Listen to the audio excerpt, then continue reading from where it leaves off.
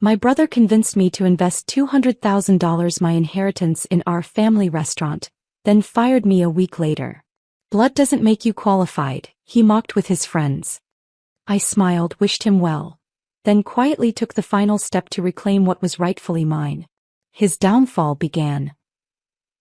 The check cleared on a Tuesday morning in September, and I watched $200,000 disappear from my account with the kind of calm satisfaction that comes from making exactly the right decision.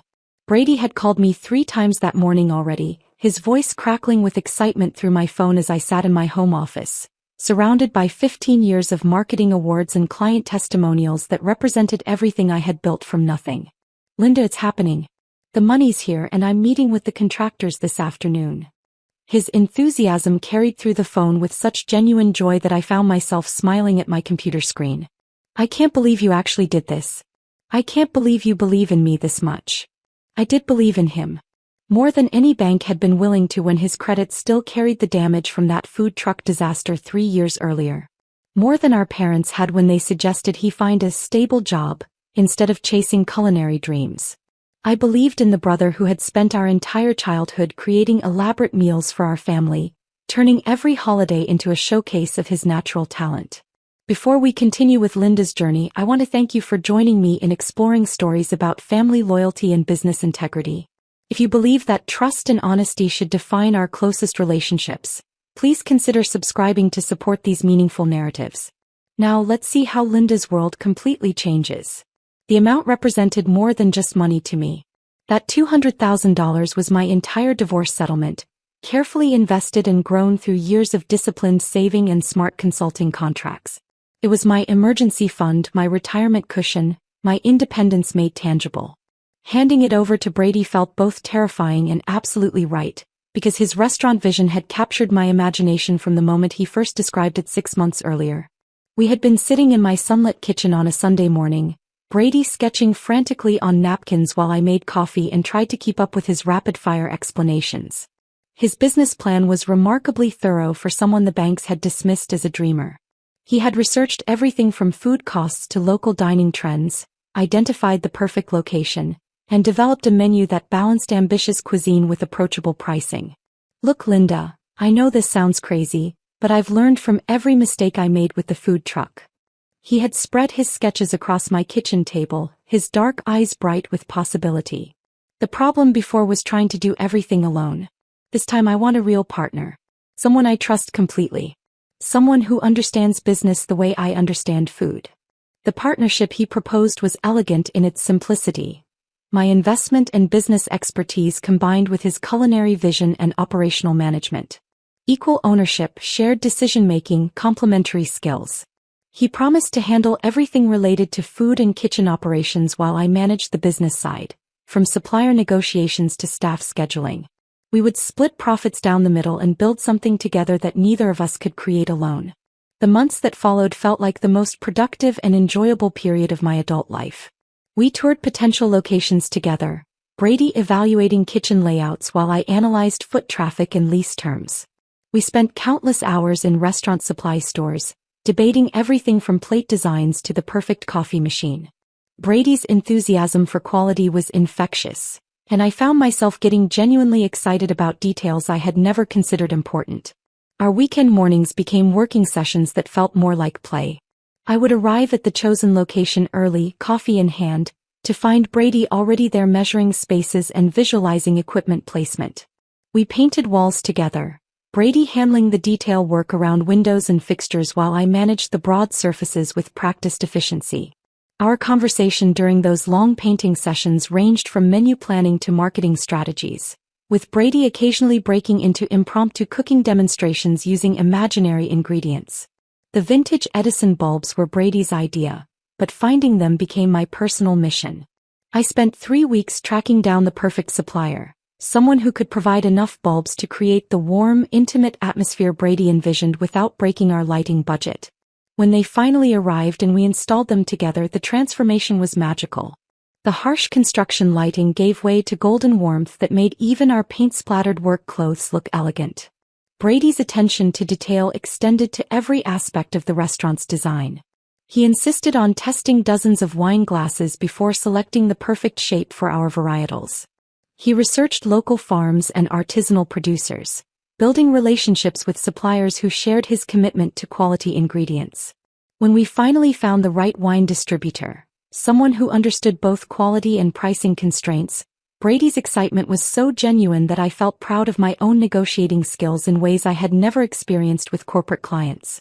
The family embraced our project with enthusiasm that surprised me. Cousin David, who ran his own marketing firm, offered to design our promotional materials at cost and spent hours with us developing the restaurant's visual identity. Aunt Patricia, normally reserved about family business ventures, began telling her book club about our upcoming opening and volunteered to help coordinate our soft launch event. Family dinners became restaurant planning sessions, with Brady bringing samples of new recipes and me sharing updates on permit applications and supplier negotiations. Our parents, initially skeptical about Brady's return to food service, gradually warmed to the professional approach we were taking. They could see that this venture was different from the impulsive food truck experiment, grounded in careful planning and genuine partnership. Opening night arrived faster than either of us expected, despite months of preparation. I stood at the hostess station, watching Brady command the kitchen through the service window, and felt a satisfaction deeper than any client success had ever provided.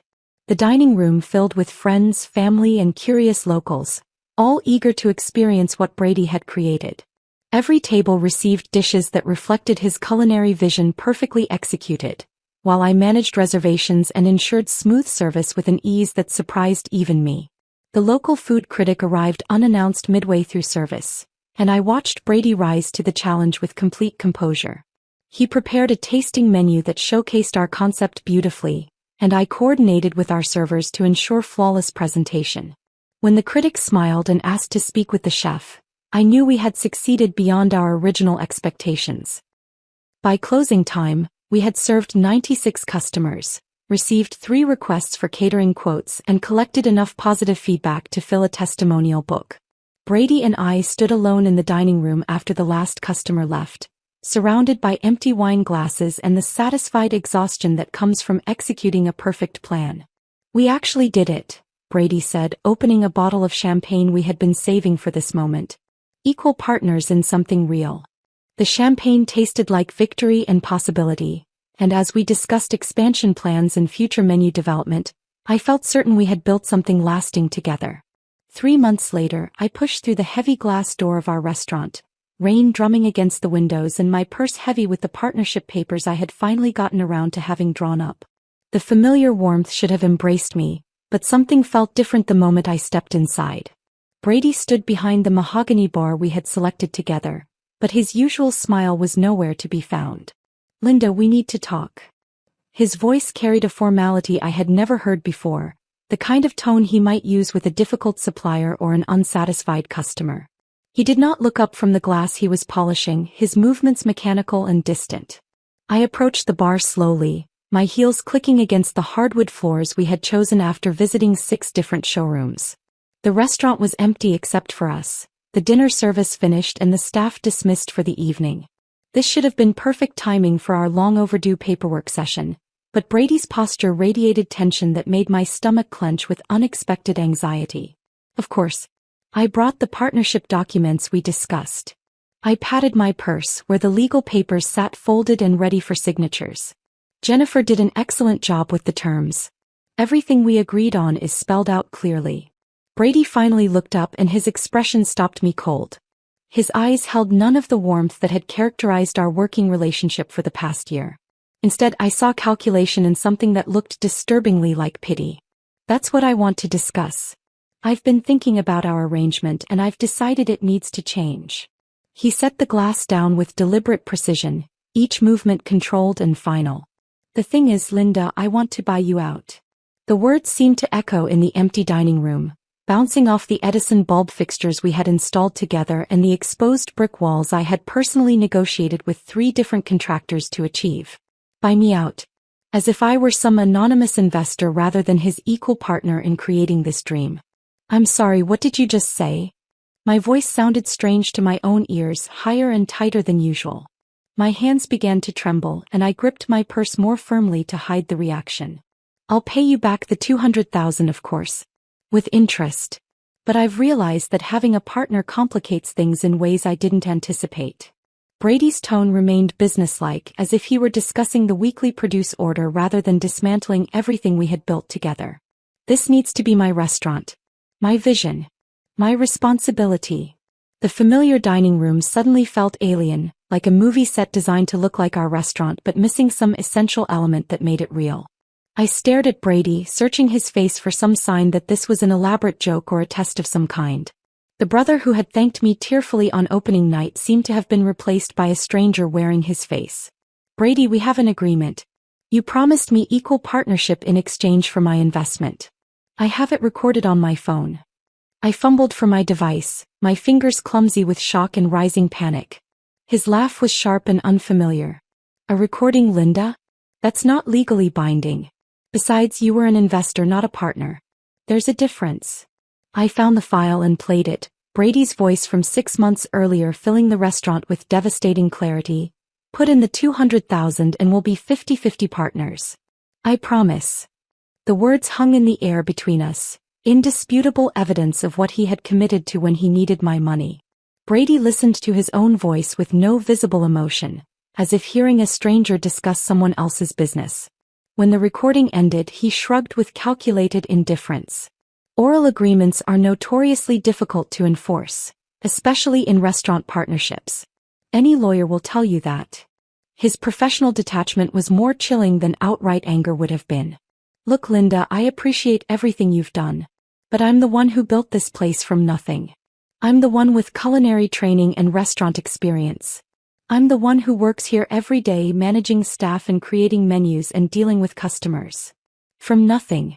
The phrase reverberated through my consciousness as I processed the complete rewriting of our shared history. Nothing. As if my $200,000 had materialized from thin air. As if the months of planning and preparation had involved only him. As if my negotiating skills and business expertise had contributed nothing to our success. $200,000 isn't nothing, I managed to say, my voice steadier than I felt. Neither were all those weekends we spent here together, planning and working and building this place as partners.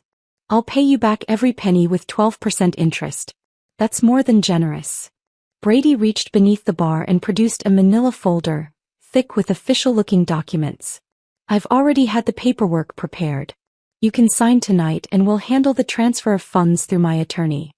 The folder sat between us like a weapon, its presence revealing the premeditated nature of his betrayal. This was not a sudden decision or an emotional reaction to partnership stress.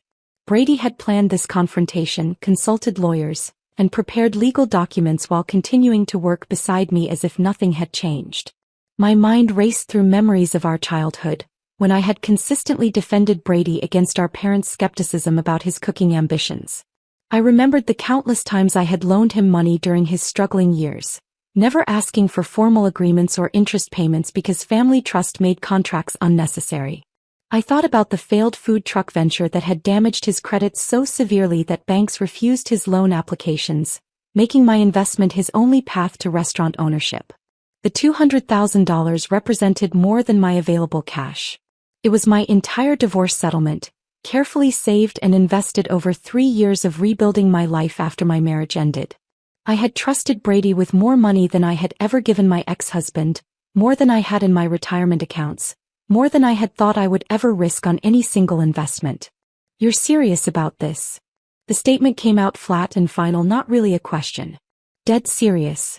I've already spoken with my lawyer about the transition process. Brady's expression remained impassive, but I caught a flicker of something that might have been guilt before he looked away. You can sign the buyout agreement tonight, or we can do this the hard way through attorneys and formal legal proceedings. The threat was unmistakable. Sign his papers and accept his terms, or face a protracted legal battle that would cost both of us time and money with no guaranteed outcome. He was betting that I would choose the easy path rather than fight for what we had originally agreed upon. I stood up slowly, my legs unsteady beneath me. The restaurant that had felt like home for the past year now seemed hostile and foreign, filled with furniture I had helped select and decorations that reflected our shared vision but were apparently his alone. I need time to think about this. The words came out automatically, a placeholder response while my mind struggled to process the magnitude of his betrayal. Brady nodded curtly. Take all the time you need. But Linda, one way or another this partnership ends. I won't be held back by someone who doesn't understand the restaurant business. The rain had intensified by the time I reached my car, each drop feeling like a small, cold accusation against my skin. I sat in the driver's seat for several minutes, hands shaking too badly to insert the key, while Brady's words echoed through my consciousness and the familiar restaurant glowed mockingly in my rearview mirror. The 40-minute drive home passed in a blur of rain-streaked windshields and replaying conversations. My house greeted me with the same silence it always had, but tonight the quiet felt accusatory, as if the walls themselves were questioning how I could have been so naive. I dropped my purse on the kitchen counter, the partnership papers still folded inside, now useless artifacts of my misplaced trust. Sleep was impossible. I moved through my house like a restless spirit, pacing from the living room to the kitchen to my home office and back again.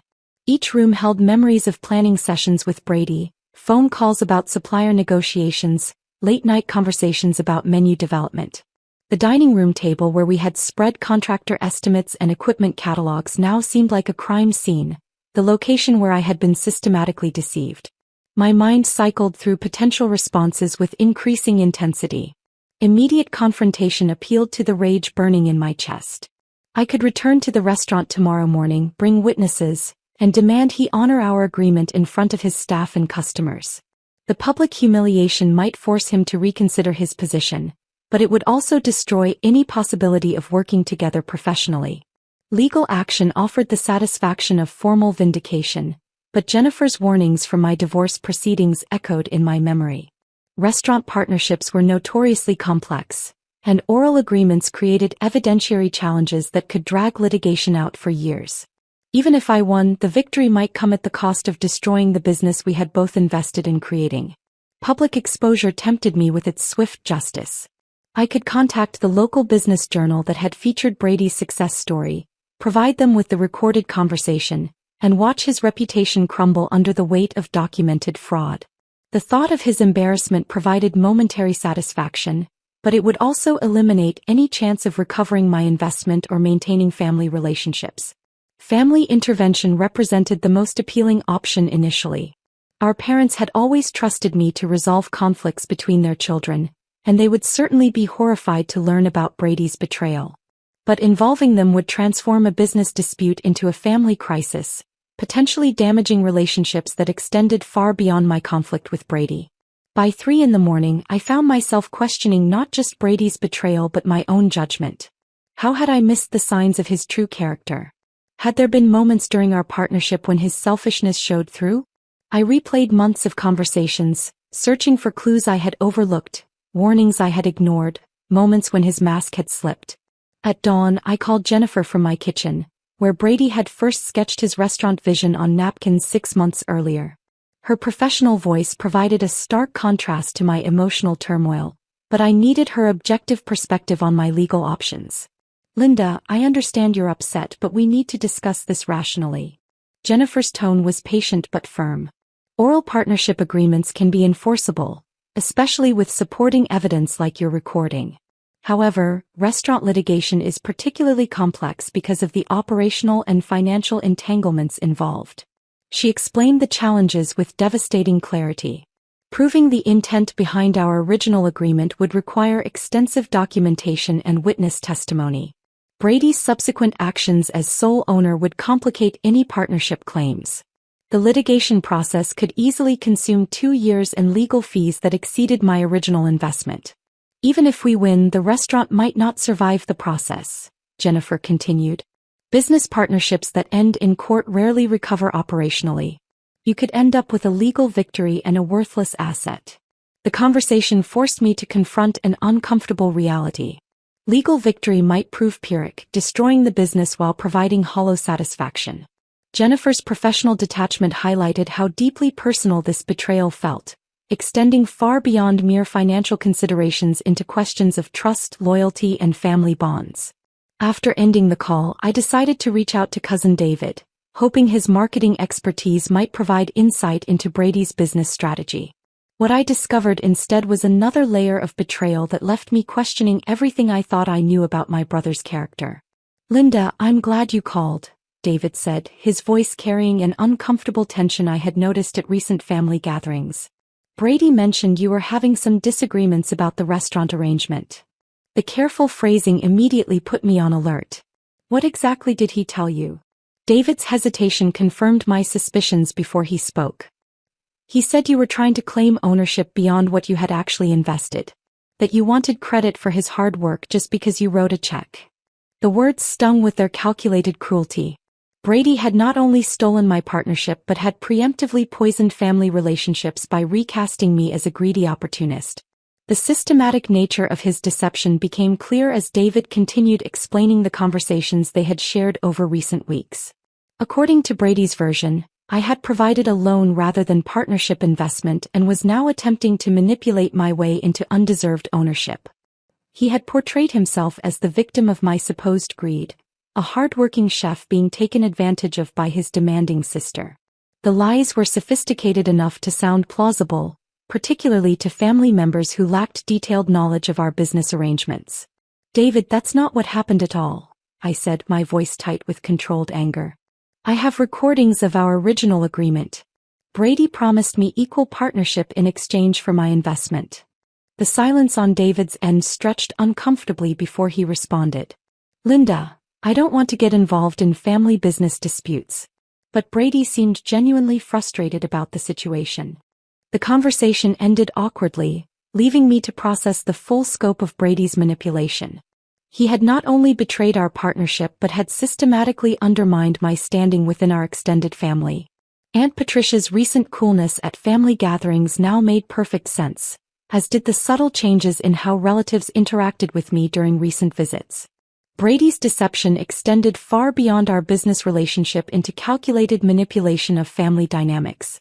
He had anticipated my potential responses and preemptively neutralized family support by positioning himself as the victim of my supposed greed. The sophistication of his strategy revealed a level of premeditation that made his betrayal even more devastating. As morning light filled my kitchen, I realized that conventional responses would prove inadequate for the magnitude of what Brady had done. He had stolen my partnership, rewritten our shared history, and poisoned family relationships through systematic deception. Any response I chose needed to match his methodical betrayal with equally strategic consequences. The solution that emerged felt both patient and inevitable. I would become Brady's shadow, documenting his lies and contradictions while systematically undermining the foundation of dishonesty on which he had built his success. Rather than destroying him immediately, I would allow him to enjoy his stolen victory fully before revealing its fundamental instability. The strategy appealed to my sense of poetic justice. Brady had used my investment to build his restaurant empire while erasing my contributions from the narrative. I would use his own success against him, allowing his lies to accumulate until their weight became unsustainable. When the moment was right, I would present him with a choice between acknowledging the truth or watching his reputation crumble under documented evidence of fraud. For the first time since leaving the restaurant, I felt calm. Brady had chosen to play a long game of deception and manipulation. Now I would show him exactly how that game was won. The transformation began immediately. I cleared my dining room table of its usual magazines and mail, replacing them with manila folders, a laptop, and a printer that would become essential tools in documenting Brady's systematic deception. My home office, previously dedicated to marketing consulting work, evolved into a command center focused entirely on my brother's public statements and business activities. Social media provided the most immediate source of evidence. Brady's Instagram account, which I had helped him create to promote the restaurant, now served as a daily chronicle of lies. Each post celebrating my vision or my restaurant became a screenshot saved to my growing digital archive. His captions consistently used singular pronouns, describing menu innovations and business decisions as solely his achievements. The photos themselves told the story he wanted the world to believe. A solo entrepreneur who had built success through individual determination and culinary talent. Facebook yielded even more damaging content. Brady's business page featured an About section that described the restaurant's founding story in terms that completely erased my involvement. According to his version, he had invested everything I had saved and took the biggest risk of my life to open the establishment.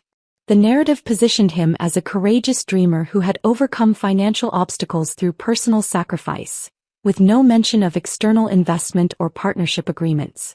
His LinkedIn profile proved particularly revealing. The professional networking site showcased Brady as owner and executive chef, without any acknowledgement of co-ownership or investment partners.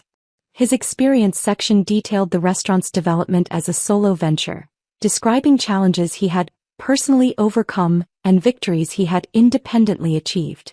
The language was carefully crafted to suggest complete ownership while avoiding outright lies about specific financial details. Twitter provided a real-time stream of his thoughts and promotional activities. Brady regularly shared insights about restaurant management, entrepreneurship, and culinary innovation, always speaking from the authority of someone who had built his business alone. His engagement with other local business owners reinforced this narrative, as he participated in conversations about startup challenges and entrepreneurial journeys without ever mentioning partnership arrangements or investor relationships. The local business journal article arrived in my email inbox 3 weeks into my documentation project, forwarded by a friend who thought I would enjoy reading about Brady's success. The feature story, titled From Food Truck Failure to Fine Dining Success, presented Brady as a resilient entrepreneur who had learned from early mistakes to build the town's most popular new restaurant. The journalist had clearly been charmed by Brady's charisma and apparent authenticity, crafting a narrative that portrayed him as a self-made success story. The article's most damaging lie appeared in its opening paragraph. Brady Chin invested his life savings of $200,000 to transform a former retail space into the sophisticated dining destination that has become the talk of the town. The specific dollar amount was particularly galling, as it represented exactly the sum I had provided for our partnership. Brady had not only stolen credit for my investment but had appropriated the precise financial details as evidence of his personal sacrifice. The accompanying photograph captured Brady standing confidently behind the mahogany bar we had selected together, his expression conveying the quiet satisfaction of someone who had achieved his dreams through hard work and determination. The image would have moved me to pride 6 months earlier, but now it felt like evidence of calculated fraud. Every element visible in the photo represented choices we had made together, purchases funded by my investment, design decisions that reflected our collaborative vision. I printed multiple copies of the article and added it to my growing collection of evidence.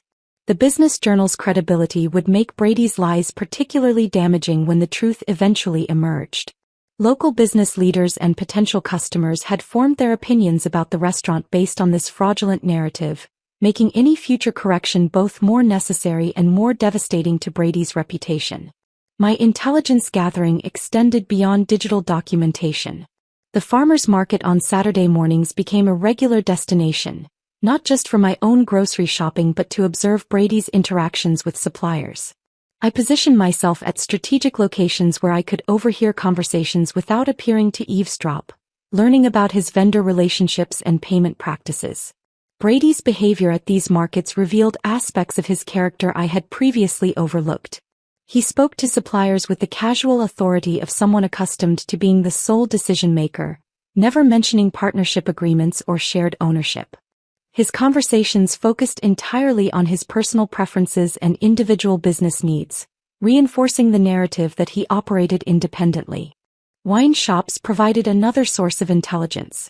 Brady's selection process was meticulous and personal, reflecting his genuine expertise in pairing wines with his culinary creations. However, his interactions with shop owners consistently positioned him as the restaurant's sole proprietor. He discussed inventory decisions and budget constraints as his exclusive concerns, never acknowledging that these choices might involve partner consultation or shared financial responsibility. Professional networking events offered the most comprehensive view of Brady's public persona. Chamber of Commerce meetings, restaurant association gatherings, and industry conferences provided venues where he could establish relationships with other business owners while reinforcing his solo entrepreneur identity. I began attending these events myself, not as his business partner but as a local professional interested in supporting community commerce. My presence at these gatherings served multiple purposes. It allowed me to observe Brady's networking style while establishing my own visibility within the business community. Other attendees gradually became aware of me as Brady's sister, creating opportunities for casual conversations about the restaurant and our family's pride in his achievement. These interactions provided valuable intelligence about how Brady presented himself to peers while positioning me for future conversations about the restaurant's actual ownership structure. Family gatherings became exercises in careful observation and strategic communication. Aunt Patricia's continued coolness confirmed that Brady's manipulation had successfully poisoned her perception of me. Her interactions were polite but distant, lacking the warmth that had characterized our relationship for decades. During conversations about the restaurant, she directed her questions and comments exclusively to Brady, treating me as a peripheral figure rather than someone with intimate knowledge of the business. Cousin David proved more complicated to navigate. His marketing expertise made him valuable to Brady's promotional efforts, but it also meant he had access to detailed information about the restaurant's operations and positioning. David's behavior suggested internal conflict between his professional relationship with Brady and his personal loyalty to our extended family. His conversations carried subtle tensions that indicated he was uncomfortable with the situation but unwilling to take sides in what he perceived as a sibling business dispute. I maintained careful notes about each family interaction, documenting the specific ways Brady's lies had influenced relationships and identifying family members who remained neutral or potentially supportive. These observations would become crucial when the time came to present the truth, as I would need to understand which relationships could be repaired and which might require more extensive intervention. The documentation process provided unexpected emotional benefits alongside its strategic value. The methodical collection and organization of evidence created psychological distance from the immediate pain of Brady's betrayal. Each new piece of fraudulent content became data rather than personal injury, allowing me to maintain the clinical objectivity necessary for long-term planning. By the end of my first month of surveillance, I had accumulated a comprehensive portfolio of Brady's deception. The evidence revealed not just individual lies but a systematic pattern of fraud that extended across multiple platforms and audiences. Brady had not simply failed to credit my contributions. He had actively constructed an alternative history that positioned him as the sole architect of our shared success. The first conversation happened almost by accident. I was selecting tomatoes at Mrs. Henderson's produce stand when she mentioned how much she enjoyed working with Brady, praising his commitment to quality ingredients and consistent orders. The opening felt natural, so I took it. "He's always been passionate about food," I said, weighing a perfectly ripe heirloom tomato in my palm. "I'm so proud that my investment helped him finally achieve his dream." Mrs. Henderson's hands paused over her display of summer squash. "Your investment?" "The restaurant startup costs. $200,000 is a significant amount, but seeing his success makes every penny worthwhile." I kept my tone light and conversational, the way you might discuss any family business venture. "Oh." She arranged the squash with unusual attention to detail. "Brady mentioned he had saved for years to open the restaurant. Well, family investments are still savings in a way, aren't they?" I smiled warmly. "I just worry sometimes that he's not returning my calls about our partnership as promptly as he used to. You know how busy restaurant owners get." The word partnership hung between us like a question mark. Mrs. Henderson nodded slowly, but her expression carried new uncertainty. I purchased my tomatoes and left, knowing that small seeds of doubt often grew in unexpected directions. 3 days later, Brady called me for the first time since our confrontation at the restaurant. His voice carried a tension I had not heard before. "Linda, I ran into Mrs. Henderson at the market yesterday. She seemed confused about our business arrangement." "Did she? I hope I didn't say anything inappropriate when we spoke. I'm just so proud of what we've built together." I kept my voice genuinely warm, as if discussing a minor misunderstanding rather than strategic communication. "What exactly did you tell her?" "Nothing specific. Just family conversation about supporting your dream." "But is there a problem?" Brady's pause stretched long enough to reveal his uncertainty. "No problem. I just want to make sure there aren't any misunderstandings about the restaurant's ownership structure." "Of course not. I would never want to create confusion about your wonderful success." The conversation ended with Brady sounding less satisfied than he had hoped to be. I had answered his questions honestly while providing no ammunition for accusations of malicious interference. The call confirmed that my approach was having its intended effect. Similar conversations began occurring throughout Brady's supplier network. At the wine shop where he sourced his carefully curated selection, I struck up a discussion with the owner about local restaurant trends. "My brother Brady has such excellent taste in wines," I mentioned while browsing their premium selections. "I'm amazed at how well the restaurant is doing, especially considering the significant startup investment we made together." The shop owner, a chatty man named Robert who clearly enjoyed discussing his business relationships, looked intrigued. "Brady's got a great palate. He mentioned saving for years to get the place opened. Family support makes those dreams possible, doesn't it? Though I have to admit, I've been a little concerned lately that our communication about the partnership hasn't been as clear as it should be." Robert's attention sharpened at the word partnership. I could see him mentally reviewing his conversations with Brady, looking for details that suddenly seemed important. Within 2 weeks, the effects became visible. Mrs. Henderson began requesting payment upon delivery rather than extending her usual 30-day terms. Robert started asking for partial payments upfront on larger wine orders. These changes reflected not punitive measures but the natural caution of business people who had heard conflicting information about their customers' financial structure. Brady's cash flow, previously manageable through standard supplier credit arrangements, tightened noticeably. I observed him during my carefully timed visits to his professional ecosystem, noting the subtle stress that appeared in his interactions with vendors. His conversations became more focused on payment schedules and less on the collaborative relationship building that had characterized his earlier supplier interactions. Family gatherings provided the perfect venues for reinforcing my narrative while maintaining complete plausible deniability. Sunday dinner at our parents' house became a strategic opportunity disguised as normal family interaction. "Brady, the restaurant looked absolutely packed last weekend," I said, passing him the mashed potatoes our mother had prepared. "I'm just so proud that my investment helped make your vision possible." The word, investment, was carefully chosen for its accuracy and impact. Brady's jaw tightened almost imperceptibly, but he could not object without explaining why my support should not be acknowledged publicly. "Linda's been incredibly supportive," he replied, his tone controlled but lacking warmth.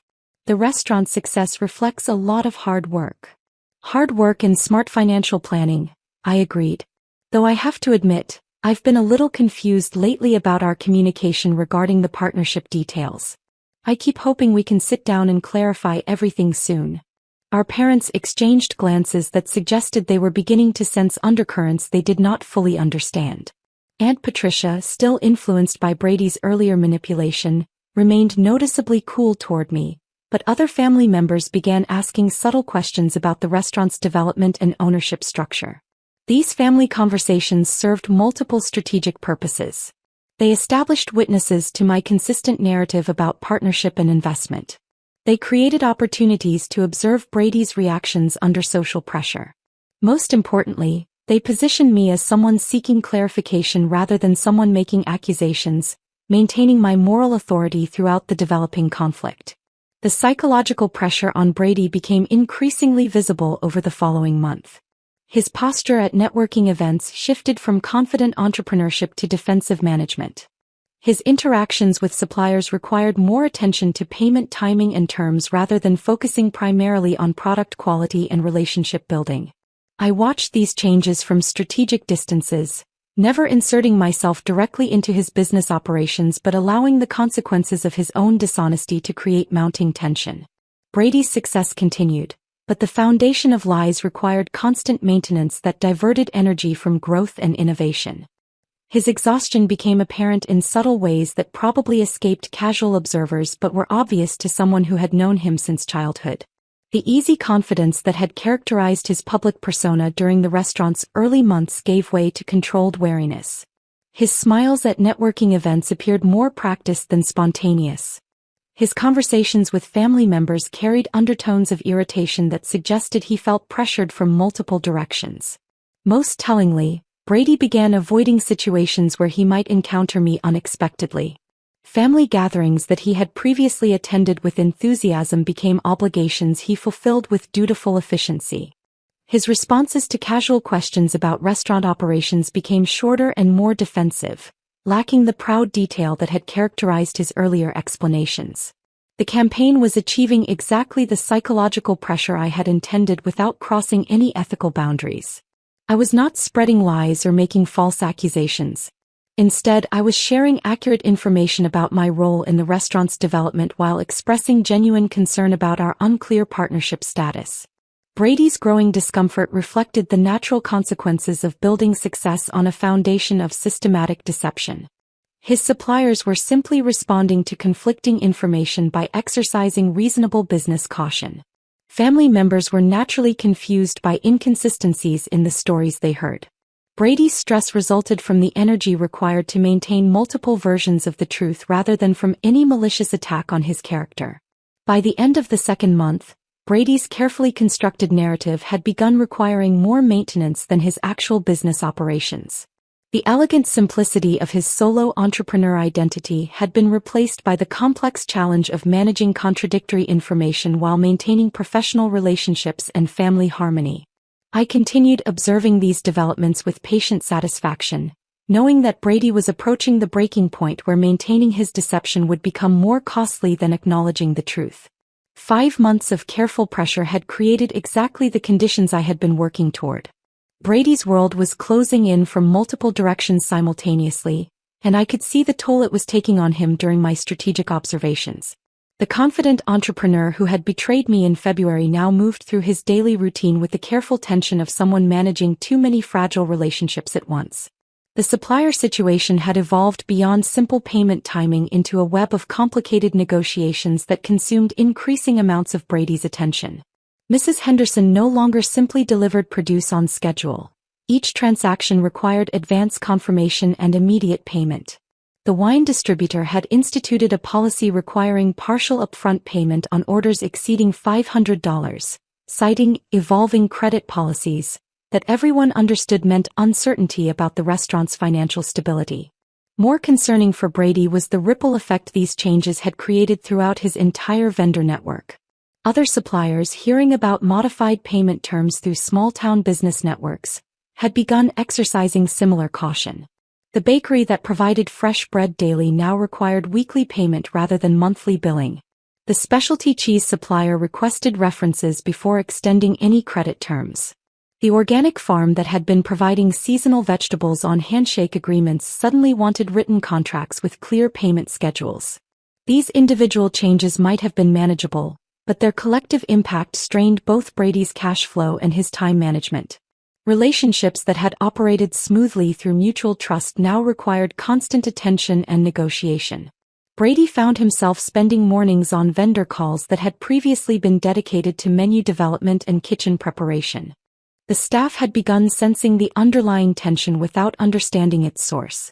I observed this during my periodic visits to the restaurant, noting how servers exchanged glances when Brady's voice carried sharp irritation during busy service periods. The kitchen assistants moved with the careful efficiency of people who recognized their boss was under unusual stress but could not identify the reason. Family dynamics added another layer of pressure that Brady struggled to navigate. Our parents had begun asking more pointed questions about the restaurant's ownership structure, prompted by my consistent references to partnership and investment during family gatherings. They were not taking sides in what they perceived as a sibling business dispute, but their confusion about conflicting information created additional stress for Brady. Aunt Patricia maintained her coolness toward me, but even she had begun expressing concern about family harmony to other relatives. Cousin David found himself in an increasingly uncomfortable position as both Brady's marketing consultant and a family member who was hearing contradictory information about their business relationship. His professional relationship with Brady required him to support the solo entrepreneur narrative, but family loyalty made him question the complete absence of my involvement in restaurant operations. The psychological toll on Brady became increasingly visible to anyone who knew him well. His social media posts, which had previously showcased confident enthusiasm about restaurant life, became more focused on food photography and less on personal commentary. His networking activities continued, but with less spontaneous engagement and more scripted professionalism. By March, Brady's exhaustion was evident in subtle physical changes that probably escaped casual observation but were obvious to someone monitoring his condition. His posture carried new tension, particularly in his shoulders and neck.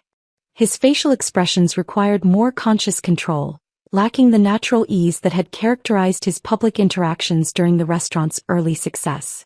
The perfect moment arrived on a Tuesday evening after what I knew had been an exceptionally busy dinner service. I had called the restaurant earlier, using the pretense of making a reservation to confirm that Brady would be working late on administrative tasks.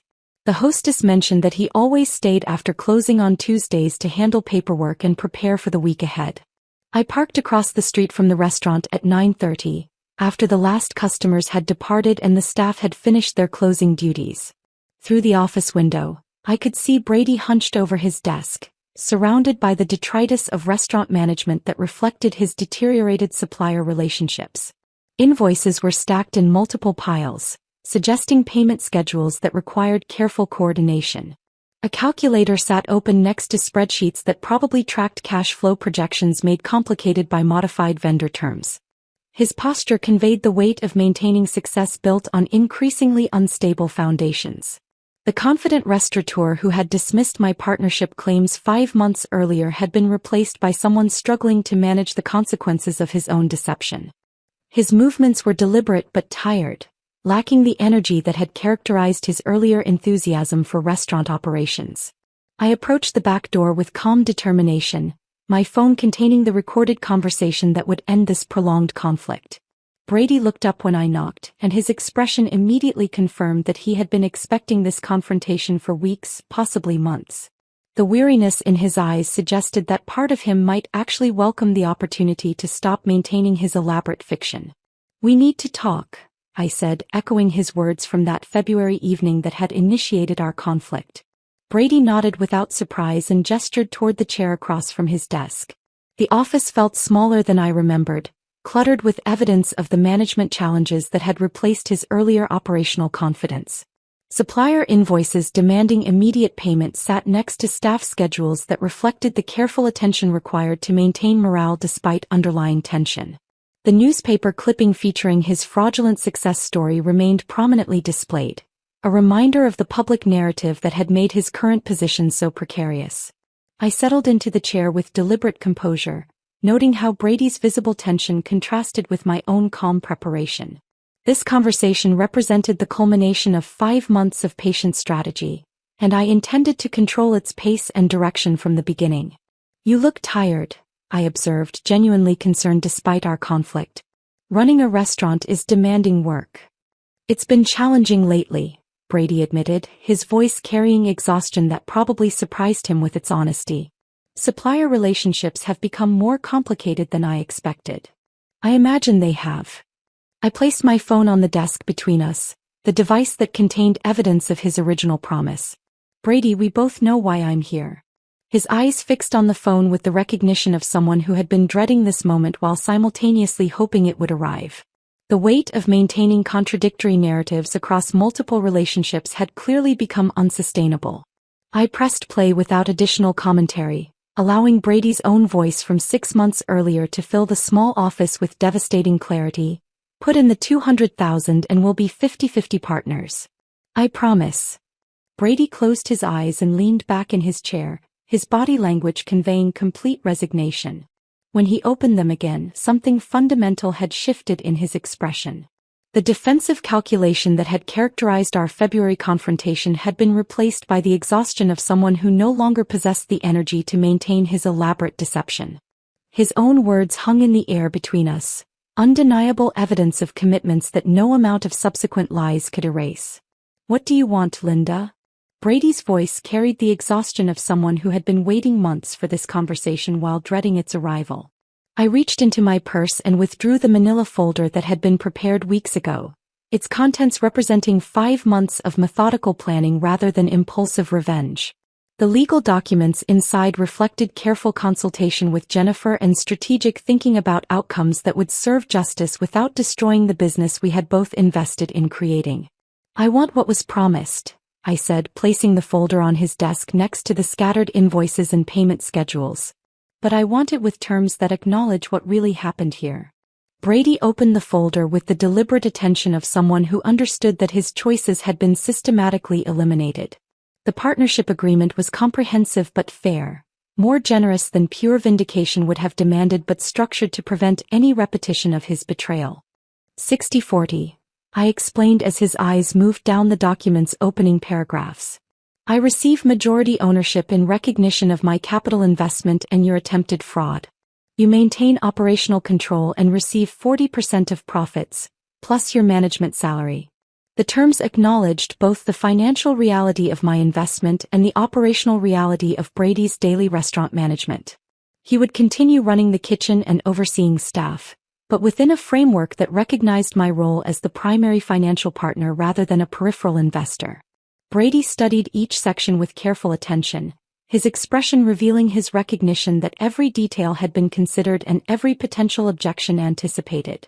The agreement included specific provisions for decision-making authority, profit distribution, operational responsibilities, and dispute resolution procedures. Most importantly, it contained clear acknowledgement that I had been promised equal partnership in exchange for my initial investment.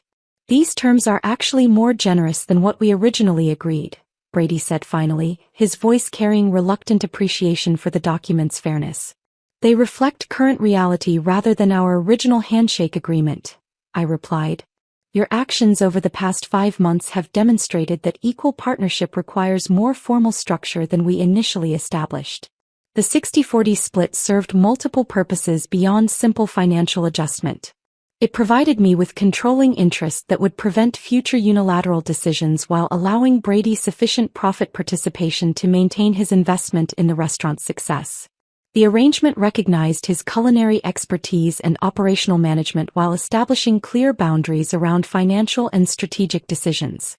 Brady continued reading, his attention focusing on sections that outlined our respective responsibilities and authorities. The agreement granted him complete autonomy over menu development, kitchen operations, and staff management while requiring my approval for major financial commitments, vendor changes, or expansion plans. The structure balanced operational efficiency with financial protection. And if I refuse these terms? He asked, though his tone suggested he already understood the consequences. I leaned forward slightly, maintaining the calm demeanor that had characterized our entire conversation. Then I take that recording to everyone who matters. The bank that approved your business loan based on representations about your capital investment. The business journal that featured your entrepreneurial success story. Every customer who believes they're supporting an honest local businessman. The threat was not delivered with anger or satisfaction, but with the measured certainty of someone who had spent months preparing for every possible outcome. Brady's systematic lying had created vulnerabilities that made public exposure devastatingly effective, particularly in a small town where restaurant success depended on community trust and personal reputation. Your credit with suppliers is already strained because of the questions my conversations have raised, I continued. A public revelation of fraud would eliminate any remaining goodwill. The restaurant would be empty within weeks, and your culinary career would be finished permanently. Brady's face revealed his understanding that this was not hyperbolic rhetoric but accurate assessment of his position.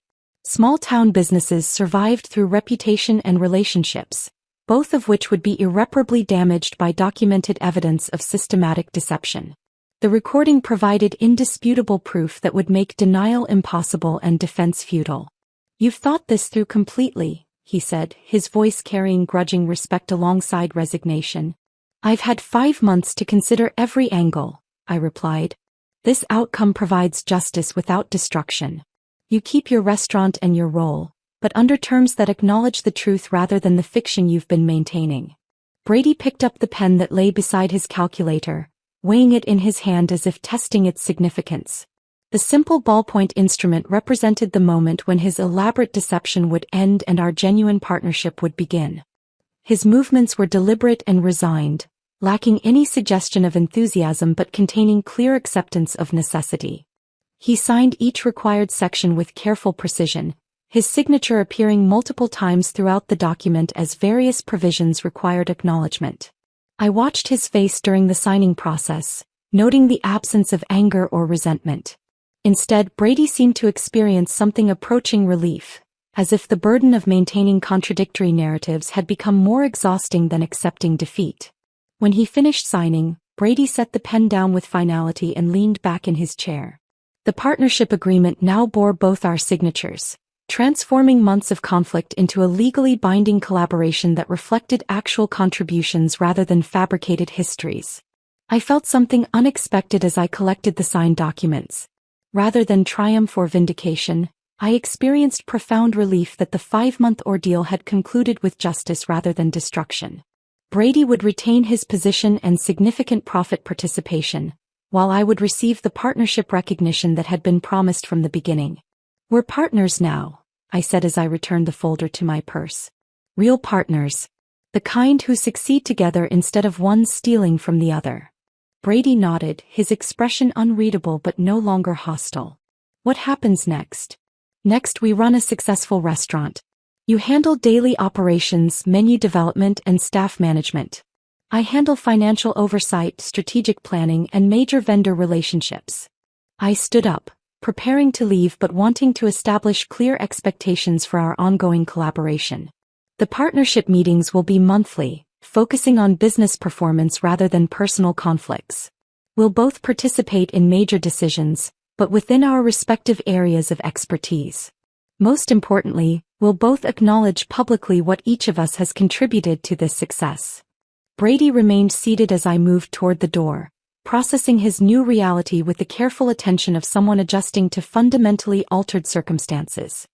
His expression suggested neither happiness nor anger, but rather the complex acceptance of someone who recognized that his choices had led inevitably to this outcome. "Linda," he called as I reached the door. "For what it's worth, the restaurant really is successful. We both built something worthwhile here." I turned back to face him, noting the first genuine statement he had made about our shared contributions in over 5 months. "Yes, we did. Now we can both take credit for what we actually accomplished." The late evening air felt crisp against my skin as I walked to my car, the partnership agreement secure in my purse and the recorded conversation no longer needed as evidence. Brady remained in his office, surrounded by the invoices and schedules that would now be managed within the framework of our legitimate partnership rather than his elaborate fiction. 6 months passed with the methodical rhythm of successful business operations. The restaurant flourished under our official partnership arrangement in ways that surprised both of us. The clarity of our ownership structure had eliminated the uncertainty that had strained supplier relationships during the previous months of conflict. Mrs. Henderson returned to extending 30-day payment terms, her confidence restored by transparent communication about financial responsibilities and decision-making authority. Our monthly partnership meetings developed their own professional cadence, conducted in the restaurant's office after closing time on the 3rd Tuesday of each month. Brady would present operational reports covering staff performance, menu development, and customer feedback. I would review financial statements, supplier contracts, and strategic planning considerations. The conversations focused entirely on business metrics and growth opportunities, maintaining careful distance from personal history or emotional reconciliation. The meetings revealed Brady's genuine competence as an operational manager alongside my own skills in financial oversight and strategic planning.